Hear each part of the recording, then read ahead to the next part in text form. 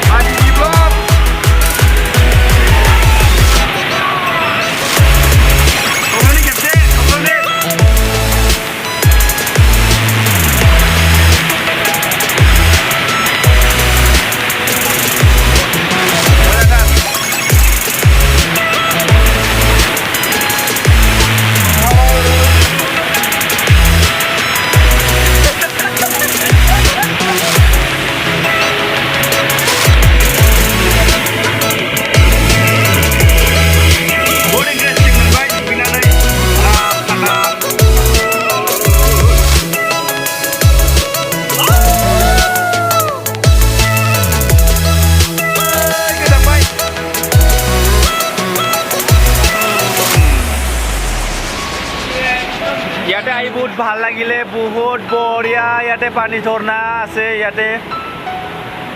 জাগাটোৰ নাম ইয়াতে বান্দুৰমুৰি আছে বান্দুৰমুৰিৰ গাঁৱৰ সেইটোৰ ওচৰতে হাৱাই বুলি কয় ভিডিঅ'টো ভাল লাগিলে লাইক কৰিব আৰু সাবস্ক্ৰাইব কৰিব নাপাহৰিব আৰু বেল আইকনটো প্ৰেছ কৰিব নাপাহৰিব বহুত ধুনীয়া জাগা হয় আমি বহুতবাৰ আহিছোঁ কিন্তু আজি প্ৰথমবাৰৰ কাৰণে আপোনালোকে যাতে গম পায় ইয়াৰ কাৰণে মই এটা ব্লগ বনাইছোঁ তো সাবস্ক্ৰাইব কৰিব লাইক কৰিব কমেণ্ট কৰিব আৰু শ্বেয়াৰ কৰিব ফ্ৰেণ্ডৰ লগত যাতে ইয়াতে আহি কিনে গাঁও ধুব সিহঁতেও পাৰে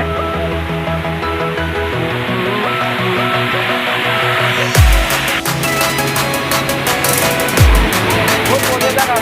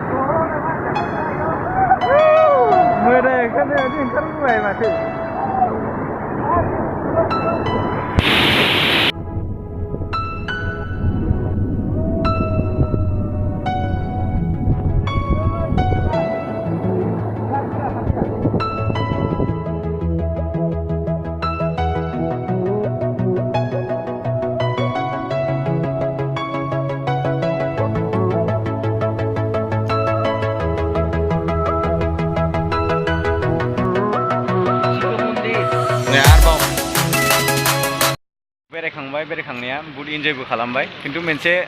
बहुत दुखुनांथाव मोनसे बुस्थु जोङो बेयाव मोननो हादों आथिङाव बुंसैमोन एसेयावनो ओमफ्राय बेयावहाय नुनो मोनदों नै आं अलरेडि दहाय देखायखाबाय भिडिअ बथल दिंग्रि बेयावहाय बहुत मानसियानो फैनानै जौ लोंफैनानै बथल दिंग्रिखौ बिदि सिफायनानै गालाङो बेयावहाय बहुत मानसि बेरायनो फैयो गोजाननिफ्राय ओमफ्राय बेरायनो फैयो खिन्थु बहुत मानसियानो आथिं बौनानै हयथ' थाङोबो खोमा बेवहाय दैयावनो बिदि बथल दिंग्रि मेल्ला गथ'फ्रा खनै गाहरगासिनो दङमोन ओमफ्राय आंबो मोनदों मेल्ला देलाय बिसिम खनानै गाहरसै बेखौ दा आं रिकुवेस्ट खालामो जे जाय बेयाव बेरायनो फैयो जेनेबा लोंनो फैयो बा बेरायनो फैयो बे लोंनो फैनायफ्रा बेखौ जाहाथे मोजाङैनो गारनानै गालाङो बिदि जानला मोनला जाहाथे गारनानै गालाङोबा मानसिफोरनि प्रब्लेम जायो बेयाव बहुत गोजाननिफ्राय बेरायनो थाखाय फैयो बिदि जाहाथे दा खालाम प्लिज रिकुवेस्ट खालामो आं लोगोफोर ब्लगखौ बेयावनो फोजोबनोसै एसे आवाजआ बोरैबा जाबाय दै मोनलोंदोंमोन बैयाव गोथौमोन एसे लोगोजों नारलायलायदोंमोन गेलेलायदोंमोन थब्ल'लायदोंमोन बेयाव एसे दै मोनलोंदों चेनेलाव नोंसोरो गोदानबा चेनेलखौ साबस्क्राइब खालाम आरो खाथियाव नुनाय बेल आइकनखौबो प्रेस खालाम भिडिअखौ मोजां मोनदोंबा लाइक खालाम कमेन्ट खालाम बहुत जोङो इन्जय खालामबाय हयथ' नोंसोरबो नायनानै भिडिअखौ इन्जय खालामदों जानो हागौ ओमफ्राय जाय साबस्क्राइब अलरेडि खालामबाय बिसोरनि थाखाय थेंक इउ